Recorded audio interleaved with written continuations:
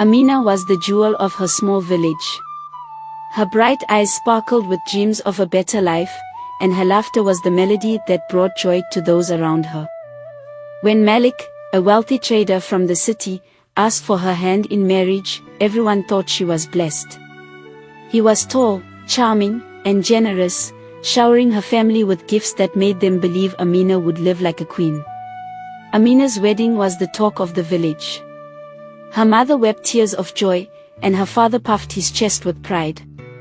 Little did they know, they were sending their beloved daughter into the arms of a monster. At first, Malik was kind. He whispered promises of love and a life of luxury.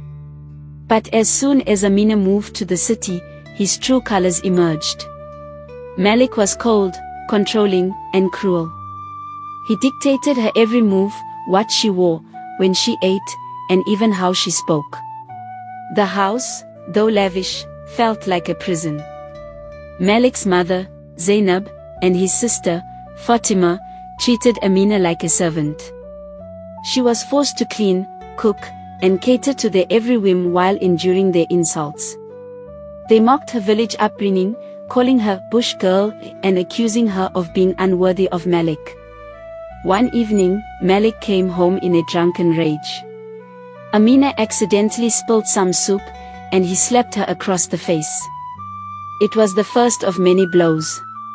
Amina's cries echoed in the grand house, but no one came to her aid.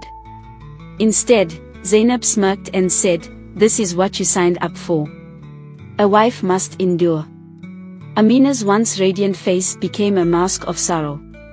Yet, she held on to hope, whispering prayers in the dead of night.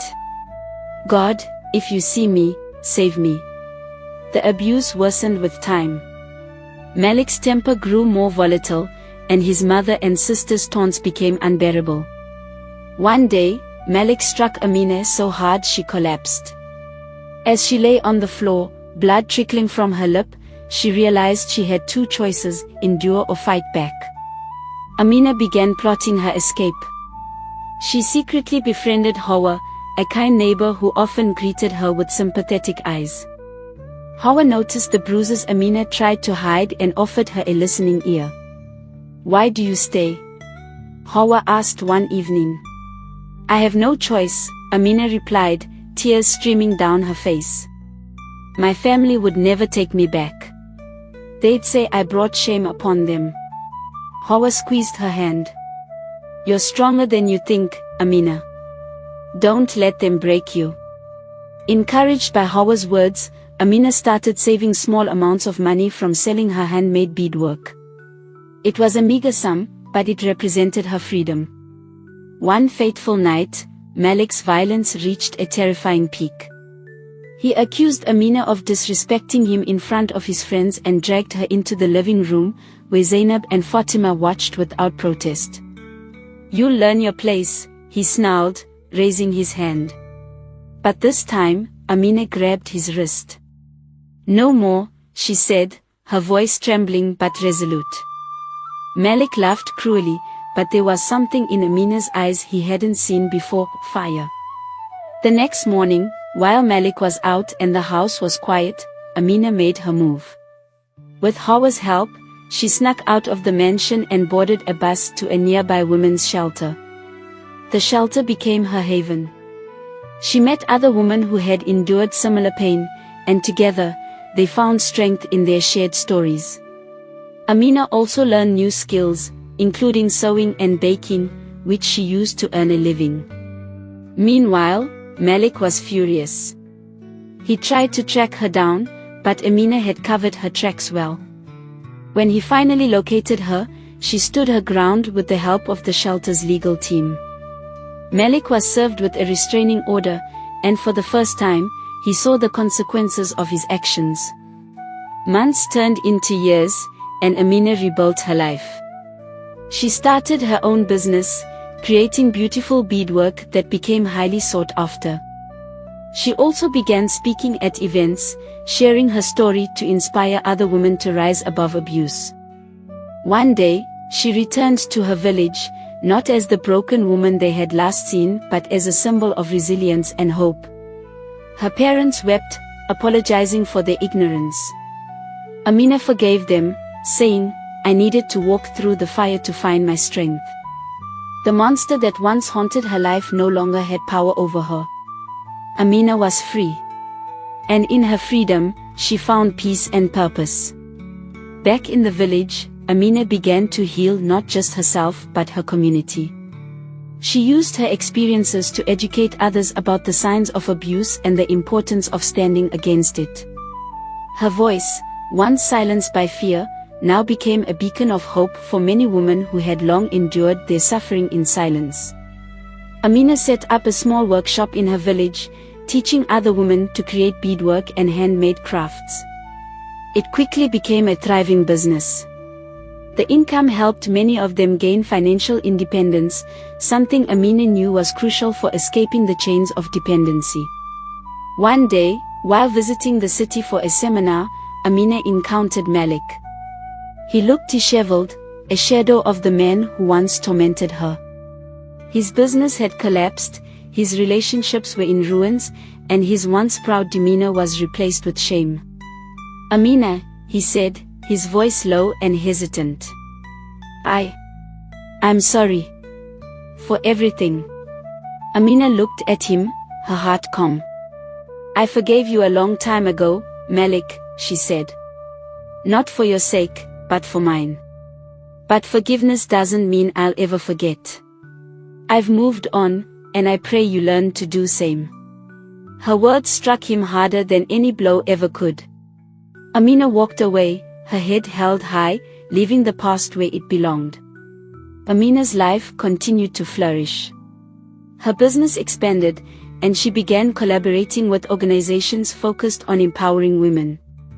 She even established a foundation named Light After Darkness, dedicated to providing shelter, education, and resources for survivors of domestic abuse. One day, she met Ibrahim, a soft-spoken teacher who had recently returned to the village.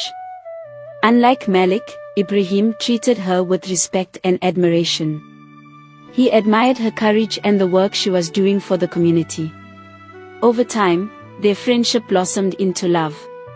But Amina was cautious, determined not to rush into anything. Ibrahim understood her hesitation and proved his patience and genuine care through his actions. When Ibrahim eventually proposed, he said, "I don't want to complete you, Amina. You're already whole. I just want to walk beside you as you continue to shine."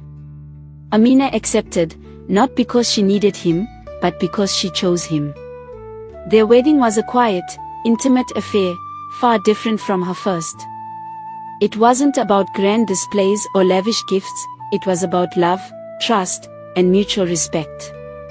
The entire village attended, celebrating not just a union but a triumph of resilience and new beginnings. Amina's life became a testament to the strength of the human spirit. She turned her pain into purpose, her scars into stories of hope. The monster that once ruled her life became a distant memory, overshadowed by the love, strength, and light she found within herself. Her story inspired countless women to break free from their chains and find their own voices. And as she stood on the stage one evening, addressing a room full of survivors, she smiled and said, "Life tried to break me, but it only made me stronger. Remember this, you are not defined by what was done to you but by what you choose to do with it. If I can rise, so can you." The crowd erupted in applause, their faces alight with hope. And so, Amina's journey, once marred by darkness, became a shining example of what it means to truly live after escaping the grasp of a monster. Amina's foundation, Light After Darkness, began to gain national recognition.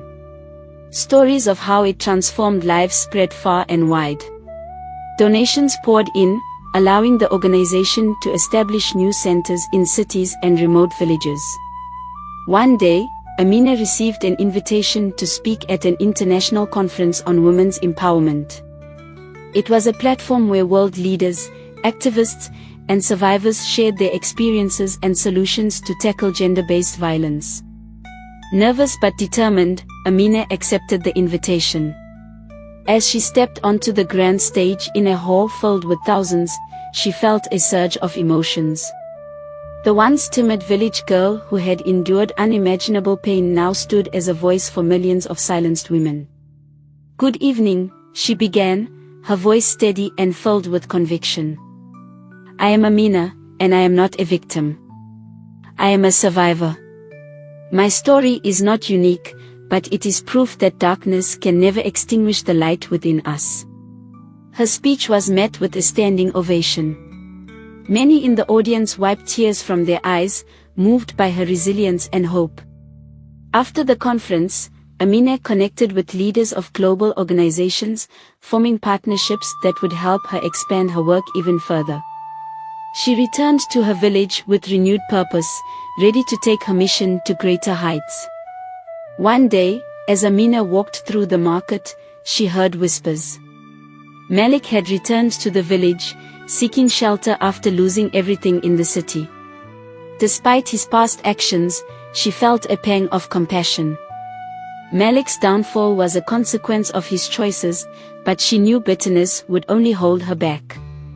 She decided to meet him, not to rekindle any connection but to find closure. Malik was staying in a small, dilapidated house, a far cry from the mansion he once owned.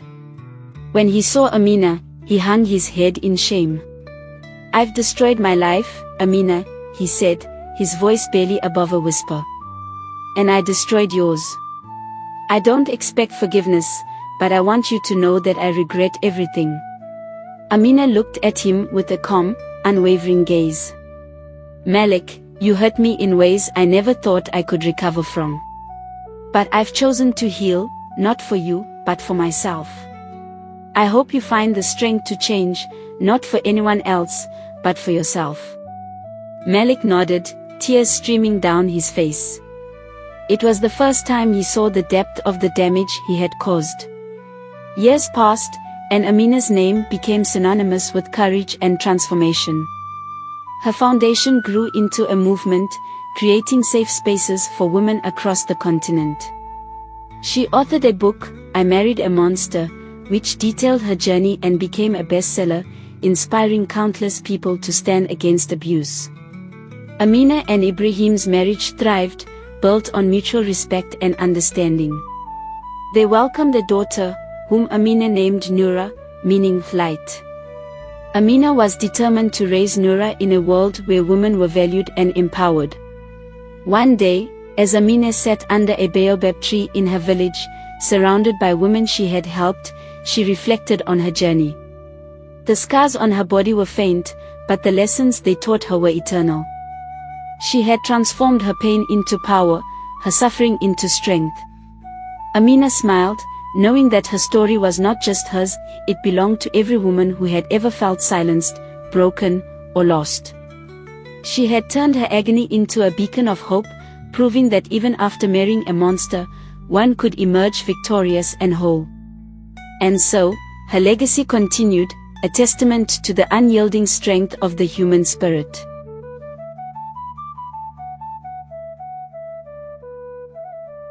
Amina's story reminds us that even in our darkest moments, we can rise. She walked through the fire, broken and bruised, yet emerged stronger and wiser. From the ashes of pain, she built a life filled with purpose, hope, and light. Her journey shows that abuse does not define who we are, our courage to break free and rebuild does.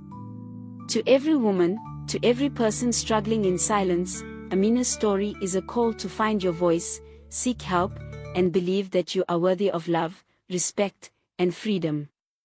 Thank you for watching I Married a Monster. If this story touched your heart or inspired you, don't forget to like, comment, and share. Subscribe to our channel for more powerful and uplifting African stories.